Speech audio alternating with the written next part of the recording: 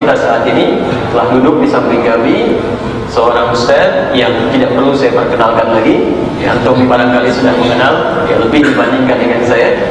Banyak aktif di media sosial, di online, juga muncul di televisi, yaitu Ustaz Felix Show. Nanti mohon diluruskan kalau saya keliru, Ustaz, ya. Baik. Tapi saya sesungguhnya ini baru pertama kali berjumpa, ya. Saya hanya mendapat kiriman buku dari beliau dan ada pesan untuk ingin berjumpa, silaturahim, dan alhamdulillah hari ini saya mintakan dan hari ini ternyata beliau juga bisa memenuhi perjumpaan kita. Bukunya datang duluan, dikirimkan tentang dua dai muda yang menulis kisah perjalanan dakwahnya, dijadikan jadi satu, ya. Ada Ustaz Salim Afillah dengan 186 halaman dan beliau juga menyampaikan perjalanan dakwahnya dengan 65 halaman yang disampaikan kepada kami. Jadi saya terima bukunya sebelum melihat orangnya langsung, ya. Baik, hari ini kita akan sedikit tampil berbeda. Kita akan mengenal dulu ustaz-ustaz kita yang hadir dan sering menginspirasi kita dengan nilai-nilai dakwahnya. Dan insya Allah dalam beberapa edisi Quran Sunnah Solution juga akan coba bersinergi, bersilaturahim dengan ustaz-ustaz lain. Ya, kita akan mengenal lebih dalam siapa beliau ini, bagaimana aktivitas dakwahnya, seperti apa manhaj dakwahnya yang bisa kita ambil manfaat darinya.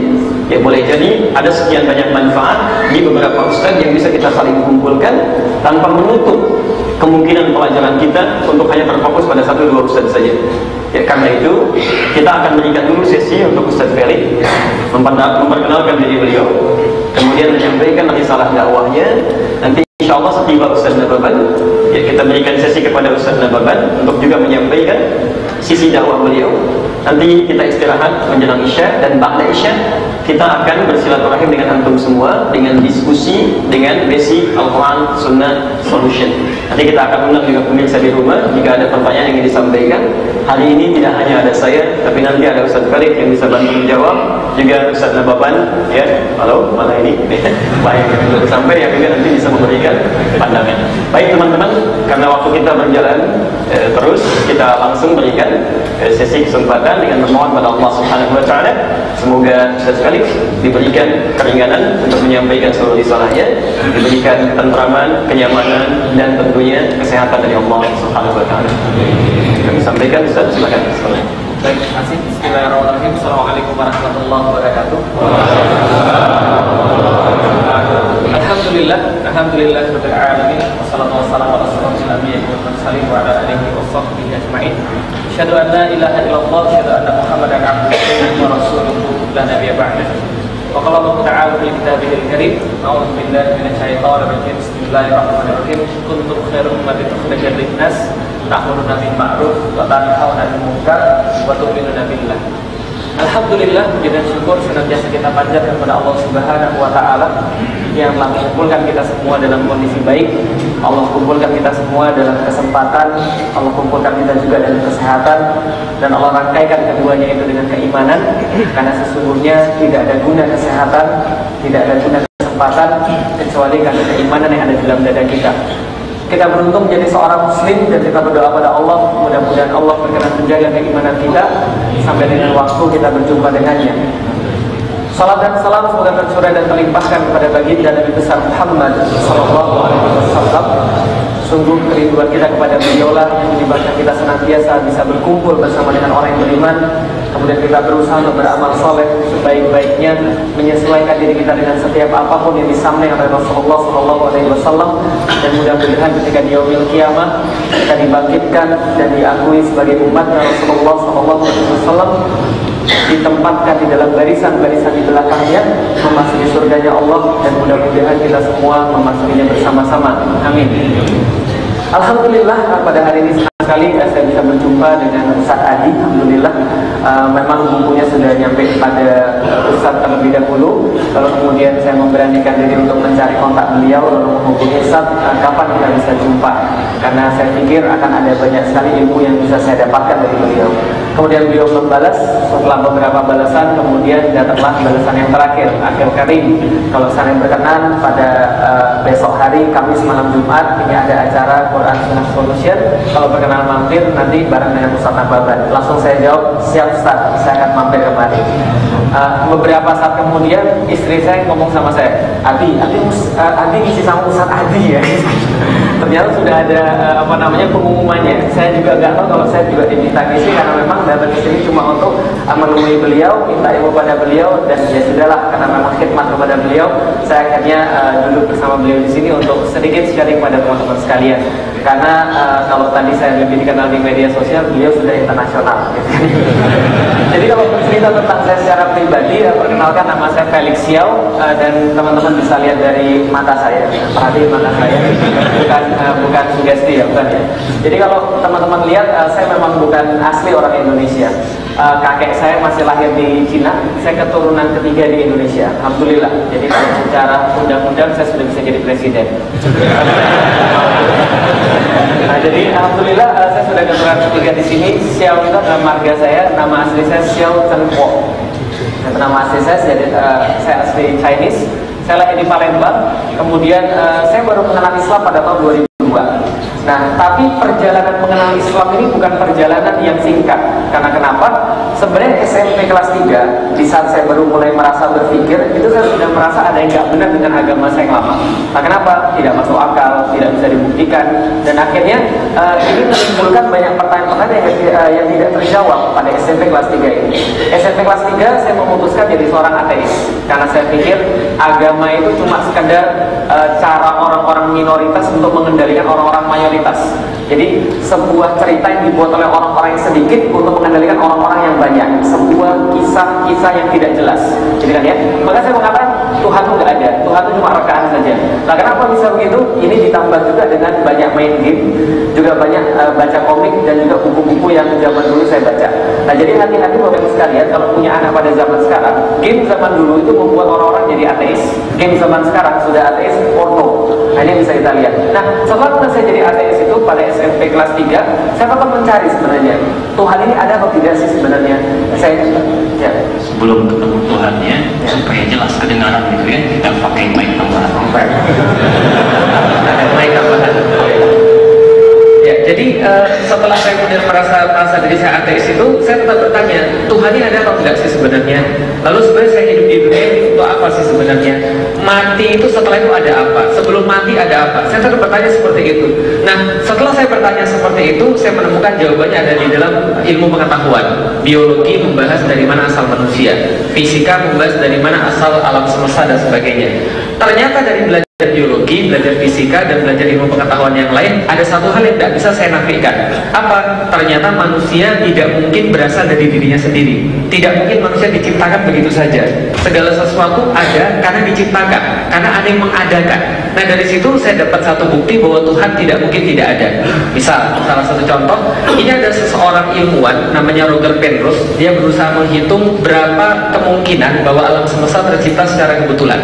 Jadi probabilitas bahwa alam semesta ini berasal dari Big Bang, satu titik singular yang pecah itu, kemudian setelah pecah dengan kecepatan tertentu itu, berapa probabilitas terbentuk bumi dan segala isinya sesempurna ini, serumit ini. Ternyata dia mendapatkan probabilitas bahwa bumi tercipta secara kebetulan atau segala alam semesta yang tercipta secara kebetulan itu sama dengan 1/10 pangkat 10 pangkat 123. Itu probabilitasnya 1/10 pangkat 10 pangkat 123. Bahasa sederhananya more than impossible, lebih dari tidak mungkin. Berarti dari situ saya sadar, setelah saya belajar tentang ilmu pengetahuan, saya sadar berarti Tuhan tidak mungkin tidak ada. Nah, kenapa? Karena mustahil manusia tercipta dengan kemungkinan yang seperti itu tadi. Maka Tuhan pasti ada. Nah, setelah saya tahu Tuhan pasti ada, kapan ketemunya? Beralih dari ateis menjadi agnostik, dari tidak percaya Tuhan menjadi percaya Tuhan, tapi agama itu bohong. Nah, kenapa? Karena saya cari agama nggak ada yang benar. Karena memang waktu itu yang saya cari sumbernya salah. Saya cari agama Kristen, saya sudah keluar. Katolik juga, Buddha sama, Hindu sama. Akhirnya setelah saya cari Islam, ketika saya di Palembang, saya pulang dari SMP kelas SMA kelas 1, SMA kelas 2, pulang tiba-tiba saya dikeroyok 7 orang, digebukin. Nah, setelah digebukin saya tanya, apa alasan saya digebukin? Jawabannya karena mata musibin. Nah, begitu. Kemudian saya pikir, berarti agama Islam juga nggak benar. Nah, kenapa? Kalau agama Islam benar, tentu penganut-penganutnya itu juga nggak ada yang seperti itu. Akhirnya saya menjadi seorang agnostik, percaya Tuhan tapi nggak percaya agama. Nah, datanglah ketika saya sampai ke kuliah di semester ketiga. Waktu itu saya bergaul dengan banyak orang Muslim karena di IPB, Institut Pertanian Bogor, nggak banyak orang non Muslim. Setelah saya bergaul dengan mereka, saya sempat ketemu dengan teman saya bilang begini, yuk kita cari orang bijaksana yuk. Orang bijaksana maksudnya gimana? Cari di gunung yang belum terkontaminasi dengan dunia. Karena saya pikir saya harus mencari jawaban atas hidup saya ini. Tuhan ini ada atau enggak? Kalau Tuhan ada tuh Tuhan pengennya apa? Saya hidup seperti apa? Teman saya bilang, gak usah cari orang pintar. Saya punya ustadz kok, dia masih muda tapi omongannya penuh hikmah. Saya masih ingat sekali. Di perkenalan saya dengan Ustadz Fatih Karim. Kemudian ketika saya mendengarkan dia ngisi di satu masjid, waktu itu saya nongkrong di luar karena nggak boleh masuk, ya. Dan setelah kemudian dia ngisi di masjid, kemudian saya ngobrol dengan dia 1-2 kalimat, kemudian dia bilang, kamu datang ke rumah saya aja, kemudian nanti kita akan diskusi tentang Al-Quran dan tentang Alkitab. Kamu bawa Alkitabmu, surat dari Tuhanmu, saya bawa surat dari Tuhan saya, Al-Quran. Nanti kita diskusi tentang siapa Tuhan yang sebenarnya. Saya bilang saya nggak perlu bawa Alkitab karena saya sudah nggak percaya. Kita bahas saja tentang Al-Quran. Ayat yang pertama dibacakan pada saya surat Al-Baqarah ayat kedua. Dzalikal kitabu la raiba fi hudal lil muttaqin. Kitab ini tidak ada keraguan di dalamnya, petunjuk bagi orang-orang yang bertakwa. Kemudian saya bilang sama ustadznya, maksudnya ini kitab sempurna, nggak ada kesalahan. Begitulah. Saya bilang nggak mungkin. Nah, kenapa nggak mungkin? Karena manusia nggak mungkin membuat sesuatu yang sempurna. Karena kirain saya yang buat Al-Quran adalah manusia. Logis nggak Bapak Ibu sekalian? Logis. Kenapa logis? Jadi gini, pikiran saya waktu itu, Alkitab yang buat manusia, Tripitaka yang buat manusia, WT yang buat manusia, Al-Quran yang buat manusia. Logis nggak kalau saya berpikir begitu? Logis, karena nggak tahu. Ternyata ustaznya bilang, yang buat bukan manusia, tapi yang buat adalah Tuhan pencipta semesta alam. Tuhan, saya bilang, masa Tuhan nulis lalu kasih pada manusia? Nggak mungkin banget. Lalu dia bilang, enggak, bukan begitu. Tapi ini diwahyukan dan ini ada buktinya. Saya bilang, bagus, saya suka yang ada bukti. Kalau ada bukti, sampaikan pada saya. Kalau nggak ada buktinya, berarti Islam sama kayak agama yang lain cuma klaim saja. Maka disampaikanlah buktinya kepada saya dalam surat yang sama, dalam ayat yang berbeda, surat Al-Baqarah ayat 23. Wa in kuntum fi raibin mimman nazzalna ala abdina fa'tu bi suratin min mithli. Dan bila kalian tetap dalam keraguan, sebagaimana disebutkan di awal tadi, raib, dan seandainya kalian tetap dalam keraguan dengan apa yang kami turunkan terhadap hamba kami Muhammad, maka datangkanlah satu surat yang semacamnya. Lalu saya bilang, ini kepala saya digebukin Bapak Ibu sekalian. Bukan digebukin secara harfiah, bukan. Tapi maksudnya adalah argumen saya dihancurkan. Seolah-olah kitab ini ingin bilang pada saya, Lik, kalau kamu memang pintar, gak usah macam-macam, datanginnya yang semacam dengan Al-Quran. Kalau kamu bisa, Al-Quran kalah. Kalau kamu nggak bisa, berarti kamu ikut Al-Quran. Fair atau nggak fair Bapak Ibu sekalian?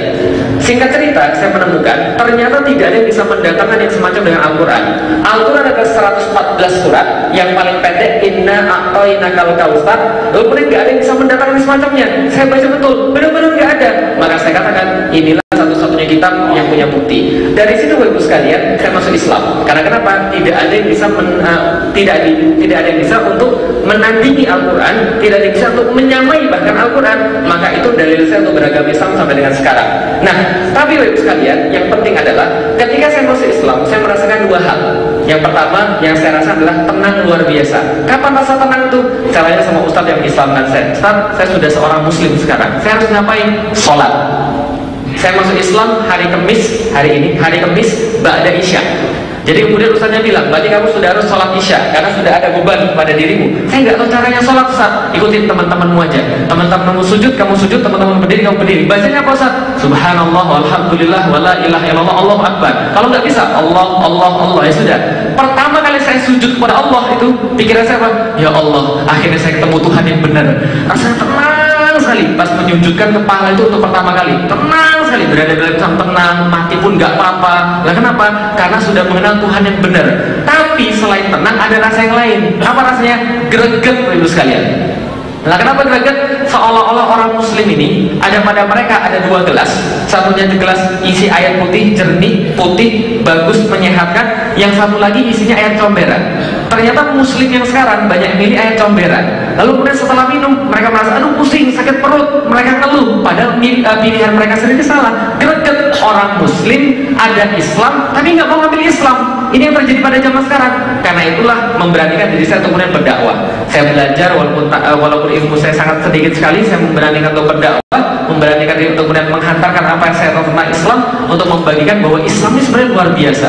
Kalau Anda mau ambil Islam ini menyediakan segala macam solusi bagi kita. Dari situlah kemudian saya mulai berdakwah. Nah sekarang konsep dakwah saya mulai sekarang adalah dari dulu itu pada anak-anak remaja. Karena kenapa? Ya maklum, namanya juga ilmu terbatas, kita dakwahnya pada anak-anak remaja.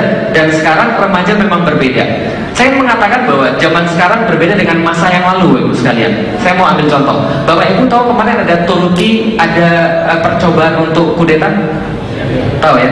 Tolong angkat tangan yang tahu dari koran. Yang tahu dari koran? 1, 2. Yang tahu dari radio? Gak ada ya? Yang tahu dari TV?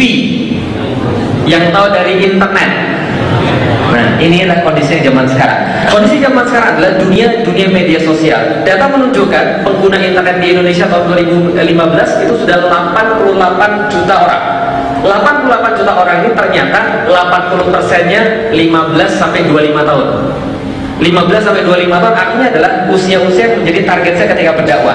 Nah karena itulah sekarang kita bentuk di dunia media sosial ada Yuk Ngaji. Yuk Ngaji ini apa? Dakwah tapi tetap enjoy, dakwah tapi tetap senang, dakwah tapi tetap nikmat. Nah kita mengantarkan ilmu-ilmu ini kepada umat. Karena saya tahu orang-orang kayak Ustaz Adi ini sulit untuk ditandingi, Bapak sekalian. Nah karena itu mungkin orang-orang kayak saya ini kebagian untuk menjadi jembatan saja. Bagaimana untuk kemudian menjadi jembatan agar ide-ide Islam yang sudah sempurna oleh ulama-ulama kita ini bisa kemudian disampaikan dengan baik kepada anak-anak muda, supaya mereka mau untuk mengkaji Islam, mereka mau untuk mempelajari Islam, menerapkan keislaman itu dalam hidup mereka, sehingga insya Allah yang terjadi ke depan adalah kebangkitan Islam. Nah karena itulah yang senantiasa kita tekankan, akidah, ukhuwah, dan syariah. Jadi penekanan pada diri sendiri itu tauhid, kemudian kita tekankan betul-betul, kita teguhkan betul-betul, dengan yang kemudian kita bisa berikatan satu sama lain. Dan ketika kita sudah berikatan satu sama lain, insya Allah Allah akan menganugerahkan kepada kita kebangkitan lewat penerapan Islam secara gampang. Nah jadi insya Allah itu adalah sedikit perkenalan dari saya. Mohon maaf kalau terlalu cepat atau terlalu lama. Fadhal, silakan.